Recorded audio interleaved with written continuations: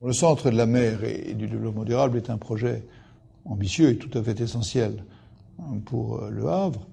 Il s'agit de réaliser un lieu d'exposition, un lieu pédagogique sur à la fois le développement du commerce maritime, sur la vie portuaire et sur la nécessaire protection de l'environnement dans un estuaire qui est fortement industrialisé, mais où on trouve également une faune et une flore d'une qualité exceptionnelle. Nous avons lancé un concours d'architecture internationale qui a été gagné par Jean Nouvel. Nous nous sommes inspirés, il faut bien le dire, de cette manière par ce qui a pu être fait à Bilbao dans le cadre du musée Guggenheim. Le centre de la mer a été pensé comme une symbolique de la mer. Quand on regarde le profil de cette tour à 2 étages, comme ça, il y a une véritable interrogation. Et pour moi, c'est un peu comme un mât de vigie. C'est comme un signal vu de très loin qui symbolise le port. Ce qui m'a intéressé dans la superposition de ces 2 étages, et que j'ai découvert en le concevant ou en le dessinant, c'est une sorte de similitude avec certaines tours asiatiques, avec certains temples du ciel qui sont du côté de Pékin ou certains bâtiments japonais du côté de Nara, où on trouve ces toitures qui se superposent dans l'autre sens comme ça et qui sont dissociées, qui créent une silhouette comme ça très prégnante dans la ville et très découpée sur le ciel. Et puis en même temps, par rapport à l'architecture de Perret, qui est une architecture massive, par rapport à Saint-Joseph, par rapport à la tour de l'hôtel de ville, on va trouver un contrepoint qui est de l'ordre de la géométrie, mais qui est aussi de l'ordre de la matière. On va donner au Havre une caractéristique de plus, et une caractéristique qui est dans le sens de son histoire.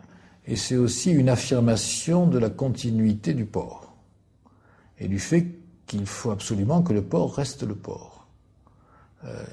Il y a là l'affirmation du caractère portuaire comme faisant partie de la ville.